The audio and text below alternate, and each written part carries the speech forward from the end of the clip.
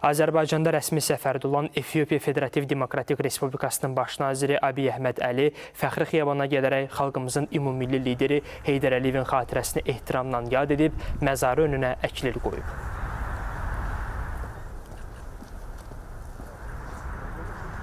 Görkəmli oftalmoloq alim akademik Zərfə xanım Əliyevanın da xatirəsi anılıb, məzarı üzərinə təri güllər düzülüb.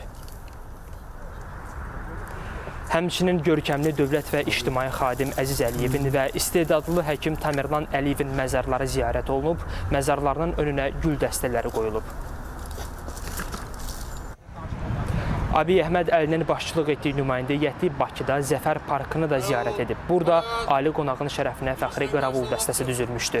Efiopiyanın baş naziri Zəfər abidəsinin önünə əklil qoyub. Sonra qonağa xalqımızın vətən müharibəsində göstərdiyi qəhrəmanlıq və qazandığı möhtəşəm tarixi zəfər barədə ətraflı məlumat verilib.